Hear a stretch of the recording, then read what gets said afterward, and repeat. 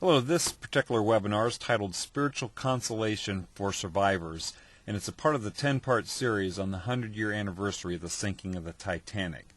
I'll be again quoting directly from the book and actually presenting a speech, or actually more accurately described, a sermon by Dr. Henry Van Dyke, who is both a professor as well as a pastor at Princeton University and served as an ambassador.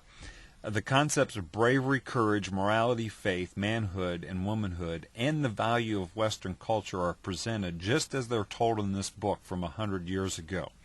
If this kind of material troubles you or you find offensive, you may choose not to watch this video. Henry Van Dyke, 1852 to 1933, was trained at Princeton Theological Seminary. He is a Presbyterian minister from 1873 to 1899 and a professor of English literature from 1899 to 1923, this period that the Titanic sunk, of course. He served as ambassador to the Netherlands after the Titanic sunk in 1913 under Woodrow Wilson, and he provided these remarks to the survivors of Titanic on April 18, 1912. I present to you Henry Van Dyke. The Titanic, greatest of ships, has gone to her ocean grave. What has she left behind her? Think clearly. She's left debts. Vast sums of money have been lost. Some of them are covered by insurance, which will be paid. The rest is gone. All wealth is insecure. She has left lessons. The risk of running the northern course when it is menaced by icebergs is revealed. The cruelty of sending a ship to sea without enough lifeboats and life rafts to hold her company is exhibited and underlined in black. She has left sorrows. Hundreds of human hearts and homes are in mourning for the loss of dear companions and friends. The universal sympathy which is written in every face and heard in every voice proves that man is more than the beasts that perish. It is an evidence of the divine in humanity. Why should we care? There is no reason in the world unless there is something in us that is different from the lime and carbon and phosphorus, something that makes us mortals able to suffer together. For we have, all of us, a human heart. But there's more than this harvest of debts and lessons and sorrows in the tragedy of the sinking of the Titanic. There is a great ideal.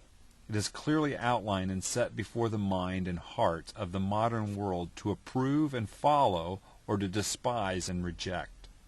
It is this: women and children first. Whatever happened on that dreadful April night among the Arctic ice, certainly that was the order given by the brave and steadfast captain. Certainly that was the law obeyed by men on the doomed ship. But why? There's no statute or enactment of any nation to enforce such an order. There's no trace of such a rule to be found in the history of ancient civilizations. There's no authority for it among the heathen races today. On a Chinese ship, if we may believe the report of an official representative, the rule would have been men first, children next, and women last. There is certainly no argument against this barbaric rule on physical or material grounds. On the average, a man is stronger than a woman. He is worth more than a woman. He has a longer prospect of life than a woman. There's no reason in all the range of physical and economic science, no reason in all the philosophy of the Superman, why he should give his place in the lifeboat to a woman. Were there, then, where does this rule, which prevailed in the sinking of the Titanic, come from? It comes from God through the faith of Jesus of Nazareth.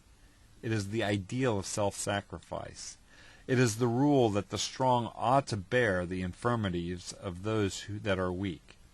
It is the divine revelation which is summed up in the words, "Greater love hath no man than this, that a man lay down his life for his friends." It needs a tragic catastrophe like the wreck of the Titanic to bring out the absolute contradiction between this ideal and all the counsels of materialism and selfish expediency. I do not say that the germ of this ideal may not be found in other religions. I do not say that they are against it. I do not ask any man to accept my theology, which grows shorter and simpler as I grow older, unless his heart leads him to it. But this I say, the ideal that the strength of the strong is given them to protect and save the weak, the ideal which animates the rule of women and children first, is in its essential harmony with the Spirit of Christ. If what he said about our Father in heaven is true, this ideal is supremely reasonable. Otherwise, it's hard to find arguments for it. The tragedy of facts sets the question clearly before us. Think about it.